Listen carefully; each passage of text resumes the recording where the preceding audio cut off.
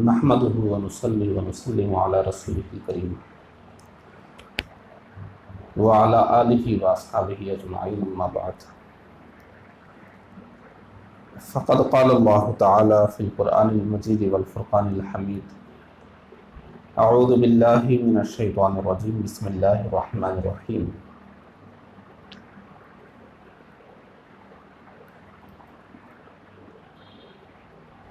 ان الذين آمنوا وعملوا الصالحات اولئک هم خیر البریہ صدق اللہ العظیم ان اللہ وملائکتہ یصلون علی النبی یا ایہا الذین آمنوا صلوا علیہ وسلموا تسلیما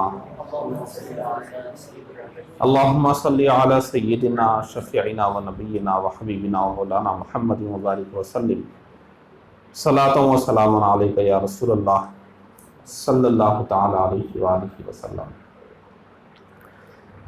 معزز حاضرین اکرام، بہت دنوں کے بعد ایک بار پھر آپ لوگوں کے درمیان حاضر ہونے کا موقع ملا۔ درمیان میں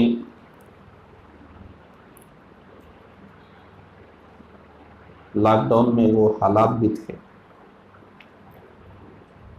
کہ ہم اللہ کے مقدس گھروں سے محروم ہو گئے تھے، نمازوں کی تڑپ ہوتے ہوئے بھی ہم مسجد میں حاضر نہیں ہو سکتے تھے۔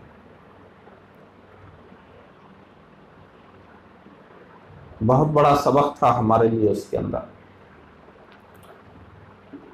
کہ ہماری خواہش اور ہماری مرضی سے ہم عبادت نہیں کرتے ہیں، اللہ کے گھر کو نہیں آتے ہیں، بلکہ اللہ تعالیٰ ہمیں توفیق دیتا ہے اور نہ جانے لوگ کیا کیا کاموں میں مصروف ہیں، ہم کو یہاں آنے کا موقع ملا، اللہ کے گھر میں وقت گزارنے کا موقع ملا۔ یہ اللہ نے ہمیں توفیق دی ہے، ہماری اپنی کوئی اوقات نہیں ہے، سب اللہ کی دی ہوئی توفیق ہے کہ ہم یہاں اللہ کے گھر میں حاضر ہوئے۔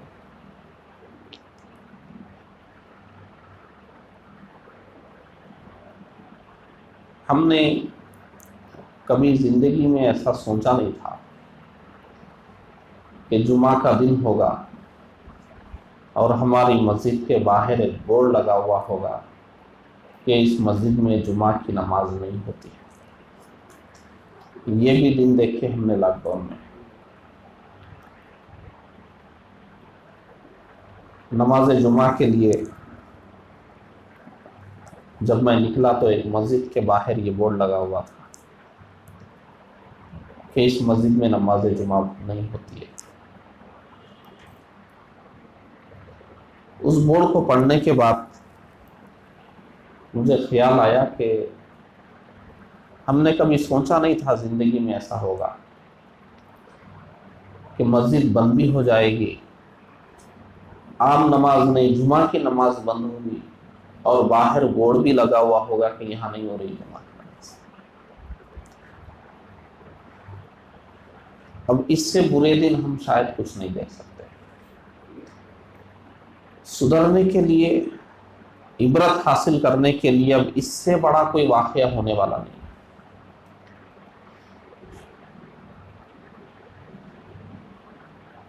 شاید بیماری کے نام پر یا حالات کے نام پر، کسی بھی نام پر ایسا ہوا ہو، لیکن ہوا اور ہم نے اپنی آنکھوں سے مسجدوں کو تالے لگے ہوئے دیکھا۔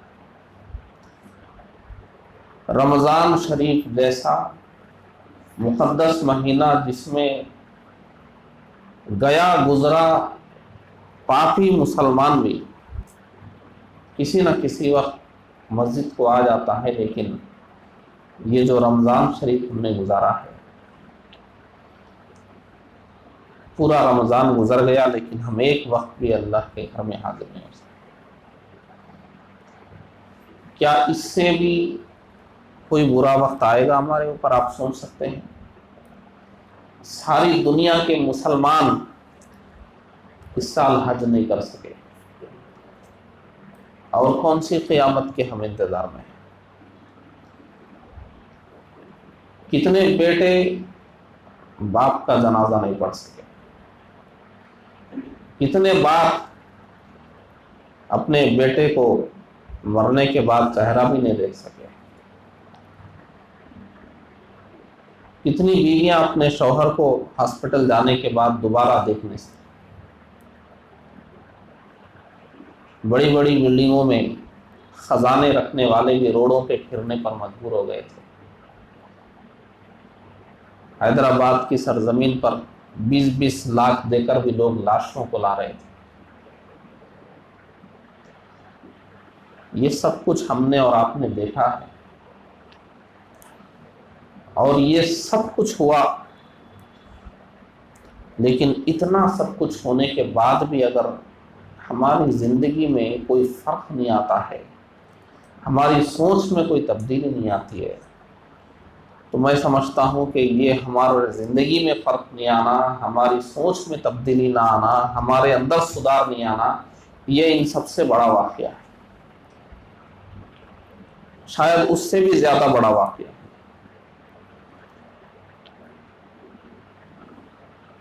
سب کچھ ہم نے دیکھ لیا، نہ دولت کام آنے والی ہے، نہ حکومت کام آنے والی ہے، نہ زمین جائیداد کام آنے والی ہے، نہ شان و شوکت کام آنے والی ہے، کچھ کام آنے والا نہیں ہے۔ اگر آپ کو کچھ کام آ سکتا ہے تو وہ آپ کی نیکی اور بھلائی ہے۔ کتنے لوگ بغیر غسل کے دفن ہو گئے، کتنے لوگ بغیر نماز کے دفن ہو گئے، کتنے لوگوں کے لیے کوئی مغفرت کی دعا کرنے والا نہیں تھا، کتنوں کے بارے میں پتہ بھی نہیں چلا۔ جب سارے لوگ باہر نکلے، فلاں نہیں ہے، کیا ہوا؟ چلے گئے، فلاں چلے گئے، فلاں چلے گئے، جوان بھی ہے، بوڑھا بھی ہے، بچہ بھی ہے، سب ہے۔ اتنا تو ہم کو سمجھ آ ہی جانا چاہیے کہ زندگی کا کوئی بھروسہ نہیں، اتنا تو ہمیں سمجھ ہی لینا چاہیے۔ صحت پر مجھ کو کیا ہوا ہے، مجھ کو کون سا شوگر بی پی ہے، مجھ کو کون سی ہارٹ کی بیماری ہے، میرے گردے کہاں فیل ہو رہے ہیں، مجھ کو کون سی دماغ کی بیماریاں، ہٹے کٹے چلتے پھرتے لوگ چلے گئے ایک ہفتے کے اندر۔ سمجھ میں یہ آ گیا کہ ہمارا جو ایمان تھا کہ موت کبھی بھی آ سکتی ہے، موت کا کوئی بھروسہ نہیں ہے، ایمان تو تھا ہی ہمارا، لیکن آنکھوں سے دیکھنا جس کو بولتے ہیں وہ ہم نے دیکھ لیا۔ کتنے لوگ جو ہم سمجھ رہے تھے کہ وہ جانے والے ہیں وہ ہیں ابھی، اور کتنوں کی لمبی زندگی کی امید تھی وہ سب چلے گئے۔ ایمان تو تھا ہمارا، لیکن آنکھوں سے ہم نے دیکھ لیا۔ دیکھیے، ایک ہوتا ہے علم الیقین، ایک ہوتا ہے عین الیقین، ایک ہوتا ہے حق الیقین۔ یقین کے بھی درجے ہیں۔ ایک بچے کو جب ماں بولتی ہے کہ بیٹے چولہے کے قریب مت آؤ، یہ چنگاری لگے گی تو جلے گا، تکلیف ہوگی، بچہ ماں کی بات مان لیتا ہے۔ ہم اور آپ نے بھی مان لیا بچپن میں، ہمارے ماں باپ نے کہا آج سے تکلیف ہوگی، ہم کو یقین ہو گیا۔ یہ علم الیقین ہے، یقین ہو گیا، ذرا چھوٹا درجہ ہے یقین کا۔ یقین تو تھا ہم کو، آنکھ سے جلتا ہے آدمی، تکلیف ہوتی ہے۔ ہمارا بھائی ایک بار کھیلتے کھیلتے انگار کے ڈلے پہ پیر رکھ دیا، اس کو تکلیف ہوئی، بلک رہا ہے، تڑپ رہا، ہم دیکھ لیا آنکھوں سے، اور یقین ہو گیا کہ امی نے کہا تھا کہ وہ آج جلتا ہے، اب تو دیکھ لیے بھائی کو تڑپتے ہوئے۔ یہ عین الیقین ہے، یقین کو دیکھ رہے ہیں، وہ یقین کو جانا تھا ہم نے، اب یقین کو آنکھوں سے دیکھ رہے ہیں۔ جس دن خود ہمارے پیر کے نیچے انگار کا ڈلہ آ جائے، ہماری انگلی کو چرکا لگ جائے، جب تکلیف ہوتی ہے اس دن حق الیقین ہو جاتا ہے کہ آپ تو گزر گئے اس حالت سے۔ یقین پہلے بھی تھا ماں کے بولنے پر، بھائی کو تڑپتے ہوئے دیکھ کر بھی یقین ہوا تھا، لیکن اب خود جلنے پہ جو یقین ہوتا ہے وہ یقین کی انتہا ہے۔ ہمارا ایمان تھا موت کبھی بھی آ سکتی ہے، لیکن جب ہم نے لوگوں کو دیکھ لیا تو ہمارا یقین اور پختہ ہو گیا. جب خود ہمارے اوپر آئے گا تو اس وقت سدھرنے کا موقع نہیں رہے گا. اس انتظار میں مت رہیے ہماری جب آئے گی باری دیکھا جائے گا. باری آنے کے بعد کچھ نہیں نظر آتا ہے، نہ نماز پڑھنے کا موقع، نہ مال صدقہ کرنے کا موقع. بولنا چاہ رہے ہیں زبان سے وہ میرا مال میں سے اتنا صدقہ کرو، مگر زبان بھی نہیں مل رہی ہے. نہ مال صدقہ کرنے کا موقع، نہ نماز پڑھنے کا موقع، کچھ بھی موقع نہیں رہے گا. کسی سے قرض باقی تھے، بولنے کے لیے زبان نہیں مل رہی ہے. کسی سے معافی مانگنے کا ارادہ تھا، نہ اس کو بلا سکتے نہ ہم اس تک جا سکتے ہیں. اللہ تبارک و تعالیٰ ارشاد فرماتا ہے گنہ گاروں میں جو لوگ گناہ کرتے ہیں وہ دو طرح کے ہیں. ایک وہ ہیں جو توبہ کر لیتے ہیں، قرآن کی آیت سنی ہم نے، کوئی بیان سنا، کوئی نصیحت سنی، ہم سدھر گئے، نہیں بھی گناہ نہیں کرنا ہے، توبہ کرنا. اللہ نے فرمایا یہ اچھے گنہگار ہیں. گنہگار ہیں مگر اچھے ہیں، توبہ کر لیے، گناہ کو چھوڑ دیا انہوں نے. لیکن ایک گنہگار وہ ہے جو گناہ کر رہا ہے، کسی کے بولنے کا کوئی اثر ہی نہیں ہو رہا ہے. نہ قرآن سننے سے کوئی تبدیلی، نہ حدیث سن کر کوئی تبدیلی، نہ بڑوں کے تانے سن کر کوئی تبدیلی، نہ محلے والوں کی باتیں سن کر کوئی تبدیلی نہیں. وہ سب سنتے ہوئے دیکھتے ہوئے گناہ کرتا جا رہا ہے. اللہ تبارک و تعالیٰ ارشاد فرماتا ہے جب اس کی موت آئے گی اس وقت اس کی آنکھیں کھلے گی اور چاہے گا کہ تھوڑی زندگی ملتی تو میں چلنے کا کام کر لیتا. اللہ رب العالمین ارشاد فرماتا ہے یہ وقت آنے سے پہلے توبہ کرو. گناہ ہو جانا بری بات نہیں ہے، گناہ کرنا بری بات ہے.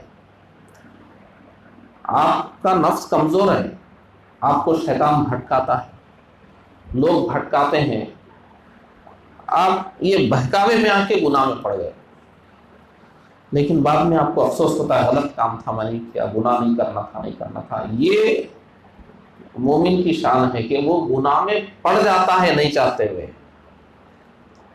مومن کی شان یہ نہیں ہے منصوبہ بنا کر، پروگرام بنا کر، پورا اہتمام کر کے گناہ کر رہا ہے، پھر گناہ کر رہا ہے. یہ اللہ کا دیا ہوا رزق کھا کر گناہ کا پروگرام بنا رہا ہے، یہ مومن ہے. کتنی ہمت آ گئی اس کو، اللہ کے عذاب سے نڈر رہا ہے. اللہ تعالیٰ کیسے پکڑے گا قیامت کے دن، ڈر نہیں ہو رہا. قرآن کیا کہہ رہا ہے، حدیث کیا کہہ رہی ہے، ائمہ کیا کہہ رہے ہیں، دین کیا کہہ رہا ہے، شریعت کیا کہہ رہی ہے، کچھ بھی پرواہ نہیں. کتنا نڈر ہو گیا ہے، اتنی ہمت آ گئی ہے. یہ مومن نہیں ہے. مومن معلوم ہے کیا ہوتا ہے، گناہ ہوتا ہے. ہم معصوم نہیں ہیں، ہم فرشتے نہیں ہیں، ہم سے گناہ ہوتا ہے، مگر ہونے کا انداز الگ ہے. ہم کو بچنے کا ارادہ ہوتا ہے، گناہ سے بچنا ہے، مگر تھوڑی دیر پتہ نہیں کیا ہوتا ہے، کسی کے بہکاوے میں، شیطان کے بہکاوے میں، بہرحال نہ چاہتے ہوئے سوچ کر بہرحال گناہ میں پڑ جاتے ہیں. اس کے بعد پھر ڈر جاتے ہیں، اس کے بعد ایسا ڈر جاتے ہیں کہ اللہ کی بارگاہ میں پھر ہم آنسو بہا کر توبہ کرتے ہیں.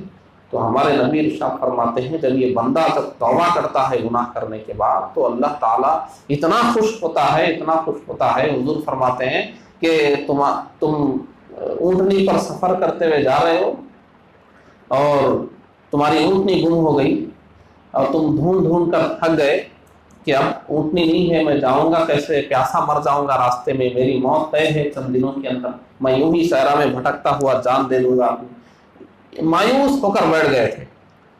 اتنے میں اونٹ آپ کا سامنے سے چلتا ہوا آ رہا ہے، دیکھ کر آپ کو دوبارہ زندگی کی امید ہو گئی. آپ خوش ہو گئے، اتنا خوش ہو گئے جس کی انتہا نہیں ہے. حضور فرماتے ہیں اس آدمی سے زیادہ اللہ خوش ہوتا ہے جب بندہ توبہ کرتا. آپ گناہ کر رہے ہیں، آپ کے پیچھے شیطان لگا ہوا ہے، آپ کے پیچھے نفس لگا ہوا ہے، لوگ بہکا رہے ہیں، کیے ہوں گے آپ گناہ، لیکن اب توبہ ہے آپ کے سامنے. آپ اللہ کی بارگاہ میں ہاتھ اٹھا کر توبہ کریں گے. اللہ تبارک و تعالیٰ، آپ گناہ کیے تھے، اللہ آپ سے ناراض تھا، اب توبہ کریں گے تو اللہ تبارک و تعالیٰ کتنا خوش ہوتا ہے، حضور فرما رہے ہیں. اور ایک دوسری حدیث میں حضور فرماتے ہیں کہ اللہ تبارک و تعالیٰ کو یہ بہت پسند ہے. گنہگار جب شرمندہ ہو کر جب توبہ کرتا ہے، اللہ کو پکارتا ہے، تو اس کے خیال میں نہ اپنی عبادت ہوتی ہے، نہ کوئی تقویٰ ہوتا ہے، نہ کوئی طہارت ہوتی ہے. وہ اپنے آپ کو گندا سمجھ کر، نکما، کمینہ، بدبخت سمجھ کر، اپنی ہستی کو مٹا کر اللہ ہی کو سب کچھ سمجھ کر جب وہ پکارتا ہے تو اللہ رب العالمین بے انتہا اس سے راضی ہو جاتا ہے اور اسے توفیق دیتا ہے گناہوں سے بچنے کی. گناہ ہو جاتا ہے ہم سے، گناہ ہم کو کرنا نہیں ہے، پلان نہیں بنانا ہے گناہ کے لیے، لوگوں کو جمع نہیں کرنا ہے، کسی کو لے کر نہیں جانا ہے گناہ کے لیے. یہ معمولی چیز نہیں ہے، بہت بڑی بات ہے. معمولی چیز اس کو ہرگز نہ سمجھیں. پہلے تو ہم کو معلوم ہونا چاہیے یہ کام گناہ ہے، اور اس دھوکے میں مت رہیے ہم کو نہیں معلوم، معلوم رکھ کے کرنا غلط ہے. نہیں، معلوم کرنا آپ کی ذمہ داری ہے. کوئی راستے میں چلنے والے کو آپ مار دیں گے، آپ کو آ کر پکڑ کر لے جائیں گے، آپ کورٹ میں جا کر بولیں گے مجھ کو نہیں معلوم تھا. ارے ہندوستان میں رہ رہے ہیں تو معلوم کریے ہندوستان کا قانون کیا ہے، یہاں پہ کیا چیز لیگل ہے، کیا چیز انلیگل ہے. آپ کی ذمہ داری ہے معلوم کرنا. عدالت میں جا کر مجھ کو نہیں معلوم تھا نہیں بول سکتے آپ. یہ دنیا کے قانون میں نہیں معلوم کا کوئی بہانہ نہیں چلتا، تو یہ دین کے قانون میں کیسے چلے گا؟ ہمارے نبی نے تو فرمایا کہ جب تمہارا بچہ 7 سال کا ہو گیا، کتنے سال کا؟ 7 سال کا. تو 7 سال سے لے کر اب وہ بالغ ہونے سے پہلے اس کو سمجھا دو یہ حلال ہے، یہ حرام ہے، یہ گناہ ہے، یہ ثواب ہے، یہ جنت ہے، یہ جہنم ہے، یہ اللہ ہے، یہ رسول ہے، یہ قرآن ہے، یہ حدیث ہے. اس کو 7 سال سے لے کر اس کی 14 سال تک جو بالغ ہونے کی عمر ہے، یہ 7 سے 14 تک اس کو سب سمجھا دو کیا گناہ ہے، کیا ثواب. اگر کوئی بالغ ہو گیا، کیونکہ بالغ ہوتے ہی 14 سال عمر ہو گئی، اب اس کے اوپر شریعت نافذ ہو رہی ہے. اب وہ کہے گا مجھ کو نہیں معلوم، تو معلوم ہے اس کا ذمہ دار کون ہے؟ اس کا باپ ذمہ دار. قیامت کے دن باپ کو بھی پکڑا جائے گا، کیوں اپنے بیٹے کو اتنا علم نہیں دلایا؟ اپنے پاس نہیں تھا، کسی سے بھی دلواتا. قیامت کے دن باپ کو بھی پکڑا جائے گا.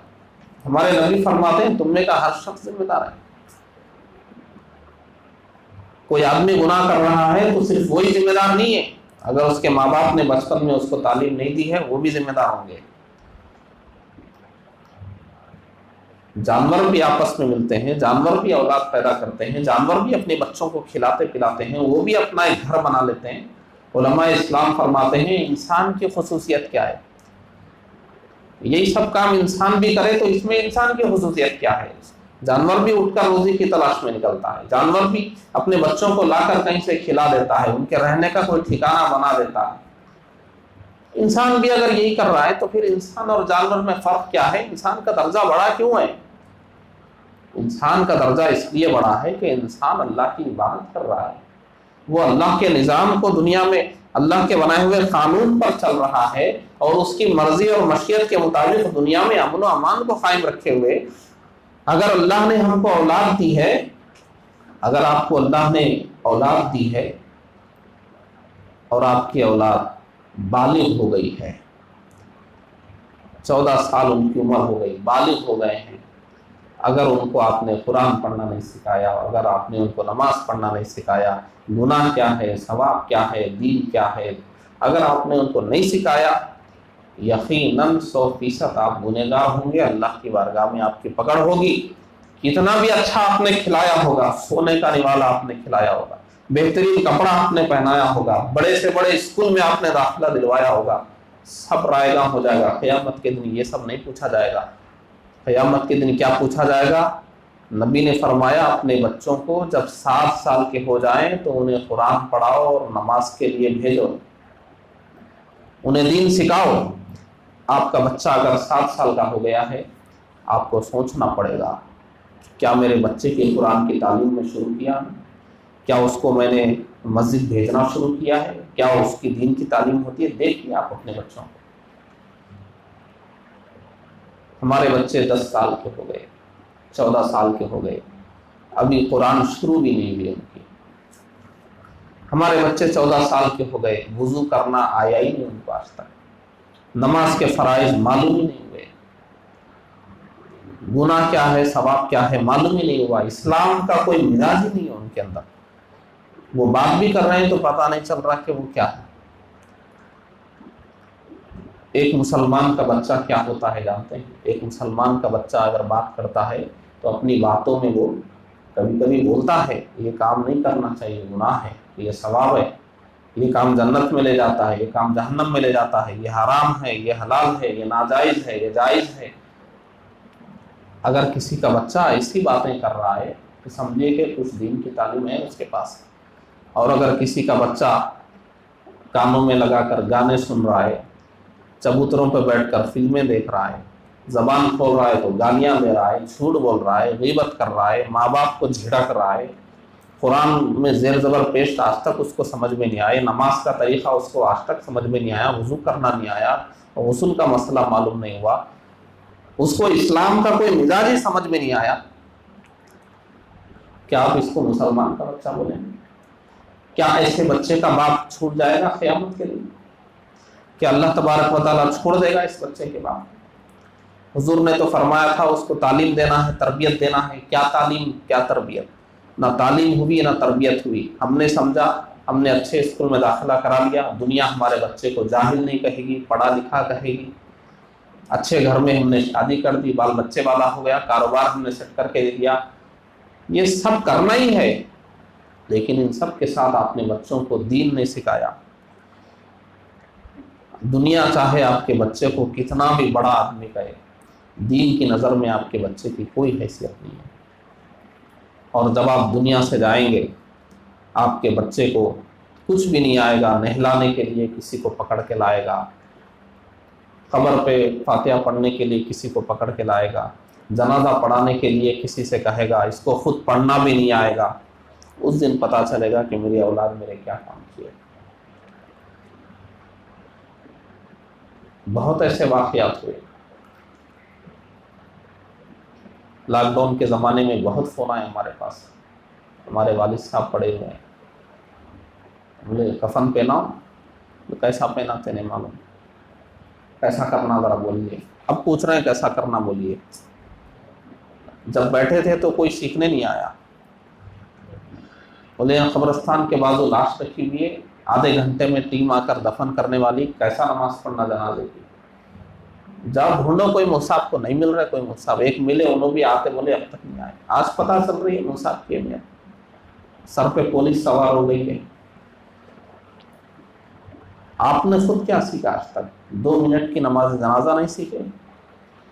کتنے بچوں نے، یہ بناوٹی بات نہیں، یہ ہوا ہے، ہمارے علم میں ہے یہ بات، اور ہم بہت کوشش کیے کہ کسی طرح ہو جائے، لیکن کتنے بچے میں ایسے جانتا ہوں نوجوان جنہوں نے اپنے باپ کو بغیر نماز پڑھی اپنے ہاتھوں سے دفن۔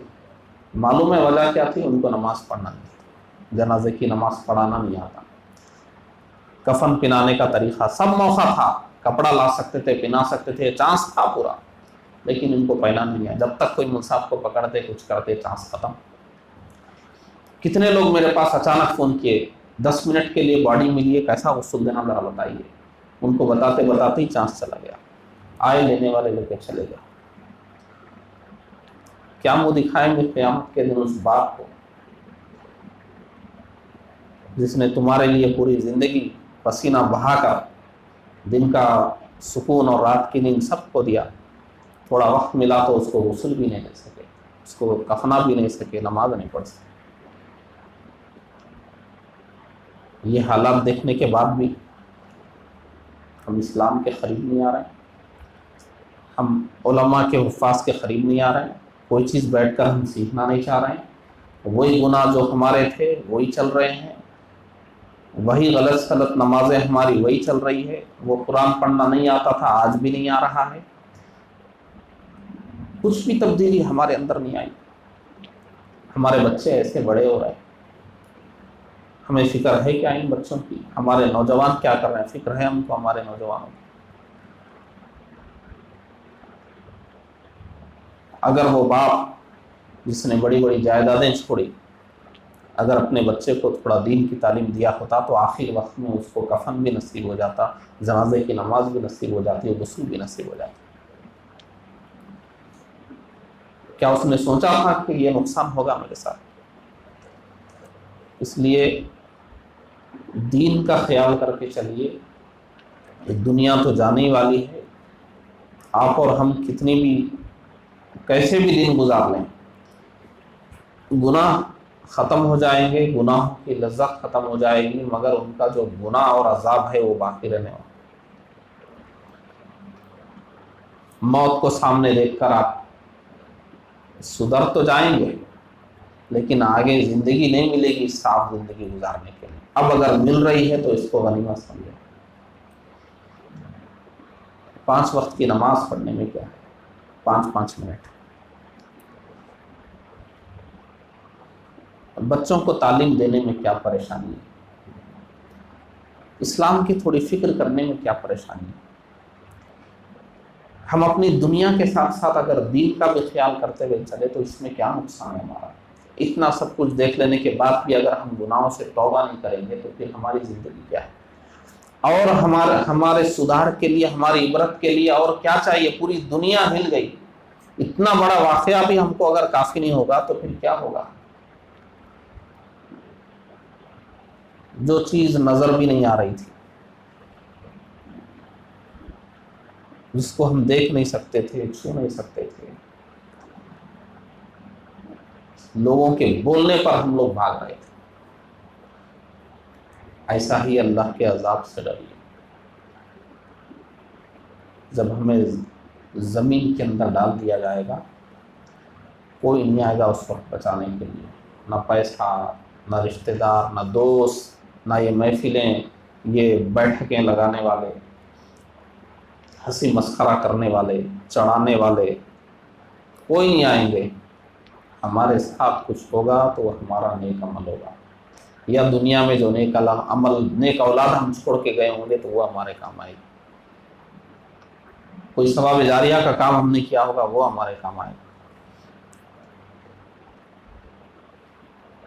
اللہ کی رحمت بہت بڑی ہے، وہ ہماری مغفرت کرنے والا ہے، لیکن اس کا مطلب یہ نہیں ہے کہ آپ مغفرت کا حوالہ دے کر سارے گناہ کرتے جاؤ، اللہ کی نافرمانی کرو۔ اگر آپ کی مغفرت ذرا دیر ہو گئی ہونے میں، کیا آپ وہ عذاب برداشت کر سکتے ہیں؟ ایک ماچس لیجیے، اس کو جلائیے، اتنی سی کاڑی ہوتی ہے، وہ پوری کاڑی جلنے تک انگلی پر لگا کے رکھیے، دیکھیے برداشت ہوتا ہے یا نہیں ہوتا ہے۔ یہ دنیا کی آگ جس کو ٹھنڈا کر دیا گیا ہے، جس میں کوئی دم ہی نہیں رہ گیا، جہنم کی آگ کو پوری ٹھنڈا کر دیا گیا، جس کے اندر کچھ دم باقی نہیں رہا، بالکل بیکار ہو گئی، تو یہ دنیا کی آگ ہے۔ اس کو جب ہم برداشت نہیں کر پا رہے ہیں تو پھر قبر کی آگ، جہنم کی آگ۔ ہمارے گناہ معاف ہونے میں ذرا دیر ہو گئی، مغفرت پہنچنے میں دیر ہو گئی، شفاعت پہنچنے میں دیر ہو گئی۔ ارے کچھ تو ایمان والوں کو جانا ہی ہے نا جہنم میں، بعد میں جنت میں جانا ہے، لیکن پہلے کچھ کو تو جانا ہے جہنم میں، یہ تو ثابت ہے۔ ایسا تو نہیں ہے نا کہ ہر مسلمان جہنم سے شروع ہی میں بچ جائے گا، پہلے ہی سب جنت میں جائیں گے۔ کتنے ایسے ہیں جن کو عذاب بھی ہوگا گناہوں کا، اگر ان میں ہمارا شمار ہو گیا تو قبر میں جانے کے بعد اگر عذاب شروع ہو گیا، تصور کیجئے یہ دنیا کے تھوڑے سے، یہ دنیا کی چھوٹی موٹی تکلیفوں میں ہم کتنا سدھر جاتے ہیں۔ ذرا سی تکلیف ہوئی، یہ مت کھاؤ، اس کے نام میں نہیں جاتے۔ کتنی بھی بہترین دعوت، نہیں بھائی پرہیز ہے، یہ ڈاکٹر کا پرہیز، دین کا بھی کوئی پرہیز ہے، اللہ رسول کا بتایا ہوا بھی کوئی پرہیز ہے۔ اس کی تکلیف اب نہیں ہو رہی ہے تو کیا مرنے کے بعد ہوگی؟ اس پہ ایمان نہیں ہے۔ کیا قرآن نے جو جہنم کا عذاب بتا اس پر ایمان نہیں ہے؟ دنیا کی تکلیف دیکھ رہے ہیں تو بچ رہے ہیں، لیکن یہ دیکھنے سے زیادہ بڑی تکلیف ہے، ہم اس کا تصور بھی نہیں کریں۔ یہ دنیا کی بھی تکلیف اس لیے ہے کبھی کبھی جو ہم کو آتی ہے، یہ بھی وہ قبر کی اور جہنم کی تکلیف بتانے کے لیے آتی ہے کہ یہ نہیں برداشت ہو رہی تو وہ کیا برداشت ہوگی۔ یہ ہم کو سبق سکھانے کے لیے آتی ہے۔ اس سے ہم کو سبق سیکھنا ہے، گناہوں کو کم کرنے کی کوشش کرنا ہے۔ یہ مت سمجھیے میں گناہوں سے کیسے بچوں گا، مشکل ہے، کچھ مشکل نہیں ہے۔ آپ سوچ لیں تو ایک چٹکی کا کھیل ہے، جو کام ہم سوچ لیتے ہیں پورے خاندان کو ہلا کے رکھ دیتے ہیں، مگر ہم سننے کو تیار نہیں۔ پورا محلہ عاجز آ جاتا ہے، ہم سننے کو تیار نہیں ہوتے۔ ناممکن ممکن ہو جاتا ہے جب ہم سمجھ لیتے ہیں۔ یہ اس میں تو اللہ کی توفیق ہے۔ اللہ تبارک و تعالیٰ ارشاد فرماتا ہے کہ تم کوشش کرو، میں تمہارے لیے آسانی پیدا کروں۔ آپ کوشش تو کریے توبہ کرنے کی، بچنے کی کوشش تو کیجیے، اس کے بعد دیکھیے کیسے اللہ کی رحمت آپ کے قریب آتی ہے۔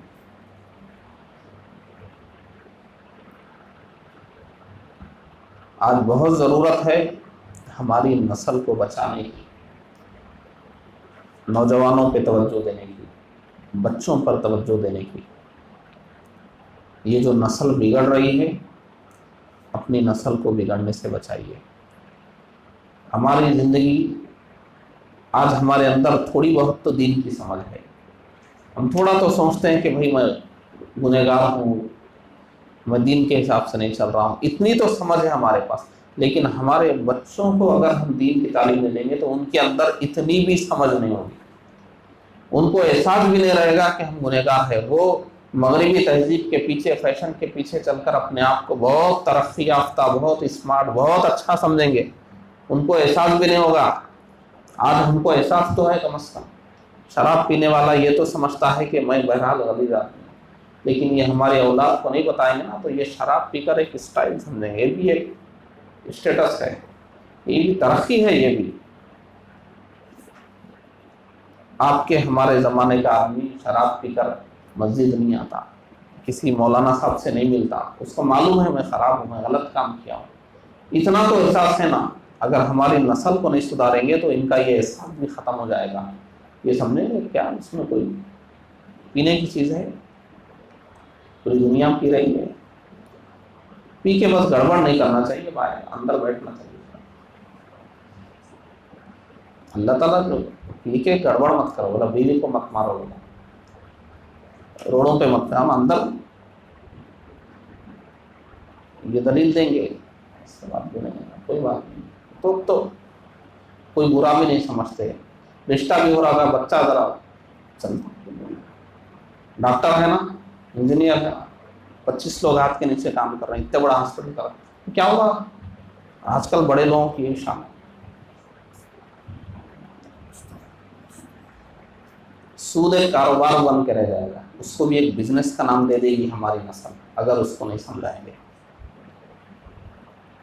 ماں باپ کی خدمت کو ایک سردرد سمجھے گی، بھئی ہماری انجوائے کرنے کی عمر میں بوڑھوں کے پیچھے نہیں رہے گی اتنی بھی تمیز ان کے اندر ماں باپ کیا ہے۔ اولاد کی تربیت کے لیے وقت نہیں رہے گا ان کے پاس، کوئی کہیں ہاسٹل میں کہیں ڈال دیں گے، پیسے بھیج دیں گے، 4-6 مہینے میں بلا لیں گے، عید پہ بلا لیں گے، پڑھ کے آگے بڑھیں گے، نوکر پال رہے ہوں گے بچوں کو ان کے۔ دین نام کی چیز نہیں رہ جائے گی ان کی زندگی میں۔ ہم سے بدتر حال ان کا ہوگا، اور ان کا جب حساب ہوگا تو ان کے ساتھ ہمارا بھی حساب ہوگا۔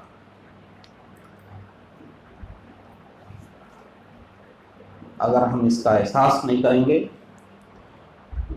تو یقیناً ہم اللہ کی بارگاہ میں منہ دکھانے کے قابل نہیں ہوں گے۔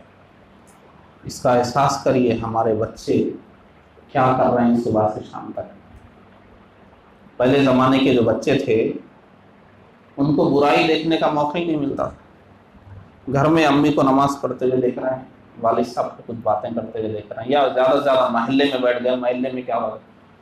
آج کا بچہ امریکہ کی پارٹی میں کیا ہو رہا ہے وہ آپ کے گھر میں بیٹھ کے دیکھ رہا ہے۔ لندن میں لوگ کیسے ناچ رہے ہیں وہ یہاں بیٹھ کے دیکھ رہا ہے۔ پہلے کے بچوں کے پاس یہ چانس نہیں تھا، وہ پہلے کوئی آ کے بھی بولتے تھے اے بند کر میاں، بولتے تھے کیا۔ اب آپ کا بچہ کون سی عمر میں اس کی زندگی شروع ہو رہی ہے، اس کی عمر کیسی ہے معلوم ہے، جو دیکھے گا اس کی فطرت ویسی بنے گی۔ حضور نے کیوں فرمایا بچپن میں تعلیم دو، پتھر کا نقش ہوگا، پتھر کی لکیر کی طرح ہوگی بچپن کی تعلیم۔ یہ آپ کا بچہ بچپن میں ناچ گانا، یہ ننگا پن، یہ بے حیائی دیکھ رہا ہے، اس کی فطرت میں داخل ہو جائے گی یہ چیز، اس کی ذہنیت ایسے ہی بنے گی۔ اس کو ہمیں اسلام کی ذہنیت دینا ہے، حلال حرام کی ذہنیت دینا ہے، اس کو ہمیں نماز روزے کی ذہنیت دینا ہے، قرآن حدیث کی ذہنیت دینا ہے، اللہ رسول کی ذہنیت دینا ہے، جنت جہنم کی ذہنیت دینا ہے، ثواب اور گناہ کی ذہنیت دینا ہے، یہ ذہنیت دینا ہے اس کو۔ اتنی ذہنیت دینے کے بعد بھی کبھی کبھی جا کے بگڑ جاتا ہے، اور جس کو یہیں سے ہم بگاڑ رہے ہیں۔ انصاف سے بتائیے، ہماری آنکھوں کے سامنے ہمارے بچے بگڑ رہے ہیں یا نہیں بگڑ رہے ہیں؟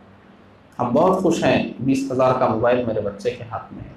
20,000 کا موبائل نہیں ہے، وہ ایک جہنم لا کے آپ ہاتھ میں دے دیے اس کی زندگی آخرت سب برباد ہو رہی ہے، اس کی آنکھیں بھی برباد ہو رہی ہے، اس کی گردن بھی برباد ہو رہی ہے، ریڑھ کی ہڈی بھی برباد ہو رہی ہے، ہاتھ پیر بھی برباد ہو رہے ہیں، ساتھ میں دین بھی برباد ہو رہا ہے۔ یہ جتنا موبائل دے دے کر آپ بٹھا رہے ہیں، بڑا ہونے کے بعد لعنت بھیجے گا آپ پر۔ ہمارے ماں باپ نے موبائل نہیں دیا تو میری آنکھیں صحیح رہتی، میری گردن کا درد نہیں ہوتا، میری ریڑھ کی ہڈی صحیح رہتی، میرے ہاتھ پاؤں برابر ہوتے تھے۔ آپ کو دعا نہیں دیں گے بڑے ہونے کے بعد، جب کبھی جائیں گے ڈاکٹر بولے گا وہ بچپن میں آپ موبائل بہت چلائے ہوں گے، آپ کی گردن کی ہڈی گئی، آپ کی آنکھ کا پردہ گیا، آپ کی ریڑھ کی ہڈی میں گیپ آ گیا، بچپن میں آپ زیادہ بھاگے پھرے نہیں ہوں گے، بیٹھ کر موبائل چلائے ہوں گے تو گھٹنے میں آپ کے دم نہیں ہے، اس دن آپ کو دعا نہیں دیں گے، نہیں بھی دینا چاہیں گے تو دل کے اندر غصہ ان کے ابل رہا ہوگا۔ ہم ہمارے بچوں کی دین بھی خراب کر رہے ہیں، دنیا بھی خراب کر رہے ہیں۔ سوچنے کی ضرورت ہے، اس طرف ہمیں کچھ غور کرنے کی ضرورت ہے، اور یہ دنیا کے دھوکے میں مت آئیے۔ معلوم ہے صحابہ کبھی کبھی بیٹھ کر اس طرح کی بات کرتے تھے۔ مجھ کو ذرا ذہن میں نہیں آ رہا ہے کہ یہ نبی نے کون سے صحابی نے ایسا کہا تھا، لیکن کسی نے کہا تھا، وہ بیٹھے ہوئے تھے اور بیٹھے بیٹھے کہہ رہے تھے، دور ہو جا دور ہو جا، میرے قریب مت آ، مجھ کو اپنے دھوکے میں مت لے۔ کسی نے آ کر پوچھا، آپ کس سے کہہ رہے ہیں؟ میں دنیا سے کہہ رہا ہوں، اے دنیا میرے پاس مت آ، مجھے دھوکے میں مت لے، دور ہو جا۔ یہ ہمارے بزرگوں کی زندگی تھی، اتنا ڈرتے تھے دنیا سے، اور ہم دنیا میں ڈوب گئے۔ دنیا کا تعلق جانتے ہیں کیا ہے؟ دنیا کا تعلق صرف اتنا ہے جیسے پانی کے بغیر ہم زندہ نہیں رہ سکتے، پانی ہم کو پینا ہے زندہ رہنے، پانی پینا ہے، پانی کے اندر ڈوبنا نہیں ہے۔ اندر ڈوب جائیں گے تو زندگی ختم۔ جو پانی آپ کو زندہ رکھ رہا ہے اس میں ڈوبیں گے تو آپ کی زندگی ختم ہو جائے گی۔ پانی صرف حسب ضرورت پینے کے لیے، اس میں ڈوبنا نہیں ہے۔ پانی میں، پانی کے اوپر جو کشتی چل رہی ہے، کشتی چلنے کے لیے پانی چاہیے، مگر وہ پانی کشتی کے نیچے ہونا چاہیے۔ نیچے ہے تو چل رہی ہے، پانی اندر آ گیا تو کشتی ڈوب جائے گی۔ یہ جو درخت کا پتا ہے، ہرا بھرا رہنے کے لیے کیا چاہیے؟ اس کو پانی چاہیے۔ اب کوئی بے وقوف سارے پتے توڑ کے پانی میں ڈال دے گا تو کیا وہ پتے زندہ رہیں گے؟ 2 دن کے بعد وہ پتے کالے ہو جائیں گے۔ ارے پانی میں تو ڈالو، ارے بے وقوف، پانی میں پتے کو ڈبایا نہیں جاتا، جڑ میں پانی ڈالو، وہ جڑ کے ذریعے سے پانی جیسے پہنچنا ہے پہنچ جائے گا۔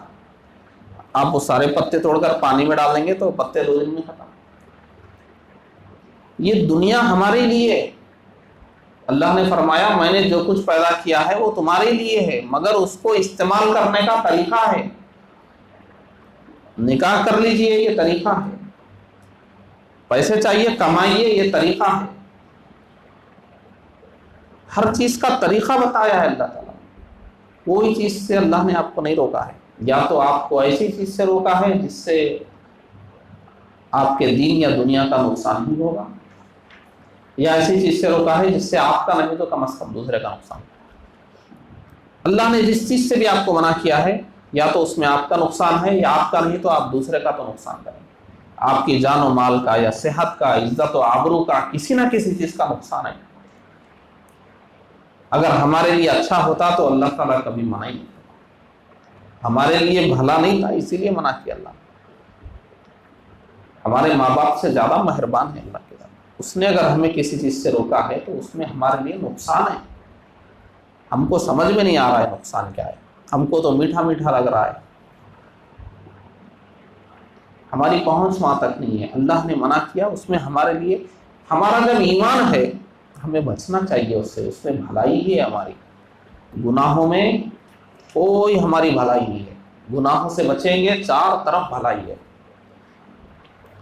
آج جو جن ملکوں کو آپ ترقی یافتہ بولتے ہیں, جہاں کے لوگ آزاد ہیں, کوئی دین نہیں, کوئی مذہب نہیں, بالکل آزادی, جو چاہے دیکھ لیجیے کتنے برباد ہیں.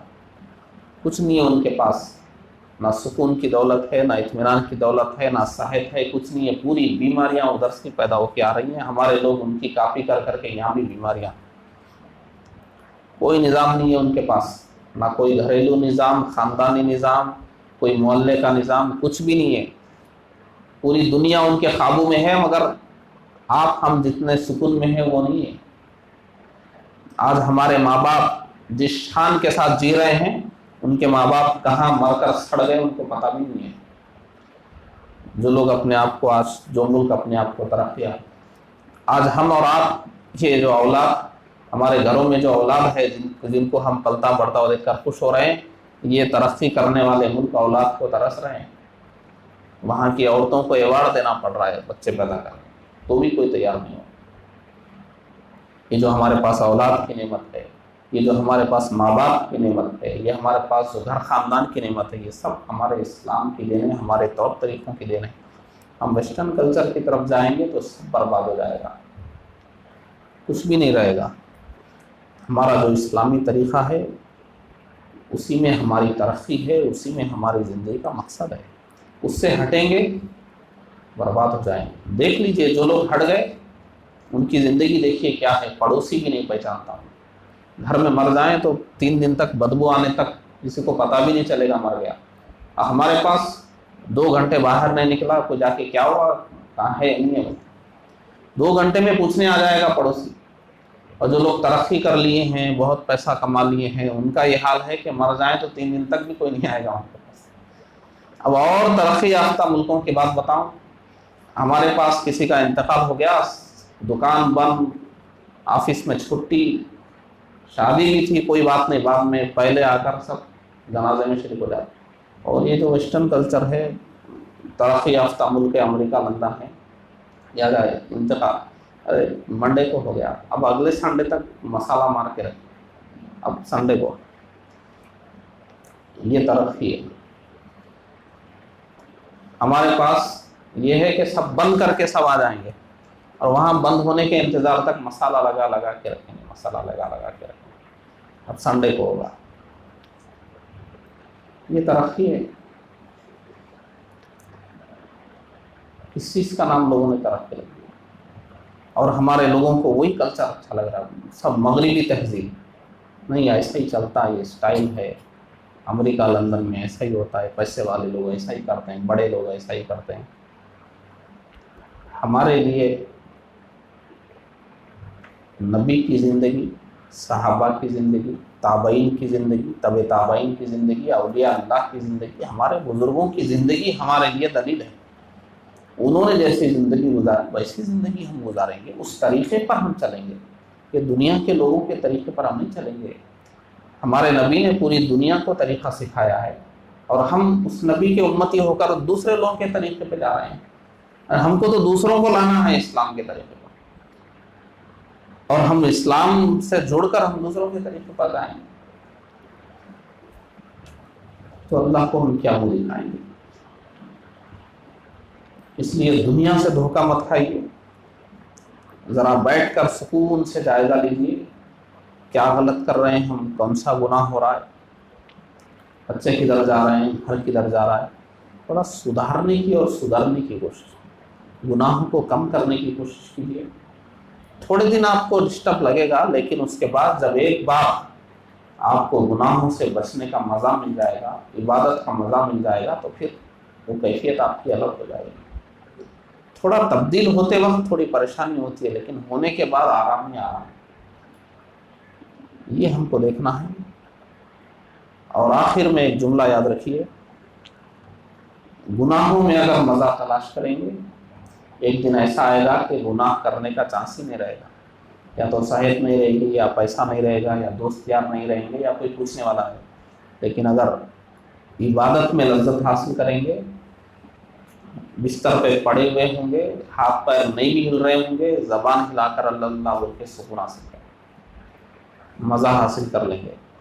آدھی رات کو اٹھیں گے، 2 رکعت پڑھ کے مزہ حاصل کر لیں گے، قرآن پڑھ کے مزہ حاصل کر لیں گے، ذکر کر کے مزہ حاصل کر، کسی کے محتاج نہیں آپ، گناہوں میں محتاج ہیں آپ، پیسہ چاہیے، کوئی دوسرا چاہیے، پورا ماحول بنانا پڑے گا۔ آپ کب تک کریں گے؟ بیزار ہو جائیں گے۔ اور گناہوں میں بیزاری ہے، کسی گناہ سے 2-4 بار مزہ آیا، اس کے بعد بیزار۔ لیکن عبادت میں الگ ہے، جتنا کریں گے اتنا زیادہ مزہ آتا ہے۔ کوئی نمازی نمازیں پڑھ کے بیزار نہیں ہوتا۔ کبھی آپ نے کسی نیک آدمی کو دیکھا ہے 50 سال سے نمازیں پڑھ رہا ہوں بیزار ہو گیا؟ ارے بیزار نہیں، گھٹنوں میں درد ہے، کمر میں درد ہے، سر میں درد ہے، بی پی شوگر سب ہے، مگر وہ نکل کے نماز کے ٹائم آئیں گے، نماز پڑھ کے ان کو سکون لگے گا۔ میں مر بھی گیا تو جنت میں جاؤں گا، مر بھی گیا تو خبر کے عذاب سے بچوں گا، سکون ملتا ہے ان کو۔ یہ چیزوں سے کوئی بیزار نہیں ہوتا کبھی، اس میں سکون ہی سکون ہے، مزہ ہی مزہ ہے، لطف ہی لطف ہے۔ اس طرف آنا ہے تو گناہوں میں، جتنے گناہ کرنے والے ہیں ان کی زندگی دیکھ لیجئے، بعد میں ان کی ایسی زندگی ہو جاتی ہے کہ جو نہ بولنے کے قابل ہوتی ہے، نہ دیکھنے کے، نہ سننے کے۔ اگر دین پر آئیں گے، اسلام کے مطابق چلیں گے، بہت اچھی زندگی چلے گی، ایسی زندگی چلے گی، آپ دنیا سے جائیں گے آپ کو لوگ یاد کریں گے، دیکھو فلاں کے جیسے بنو۔ آپ کی اولاد بھی ذرا بگڑ رہی ہوگی تو بولیں گے ارے تمہارے باپ دادا ایسے نہیں تھے، سدھر جاؤ۔ آپ کا نام زندہ رہے گا دنیا میں، دنیا بھی اچھی ہو جائے گی، آخرت بھی اچھی ہو جائے گی، مرنے کے بعد آپ کے متعلقین کا سر بھی فخر سے بلند رہے گا۔ ایسی زندگی گزاریے۔ اللہ تبارک و تعالی ہم سب کو نیک توفیق عطا فرمائے۔ وآخر دعوانا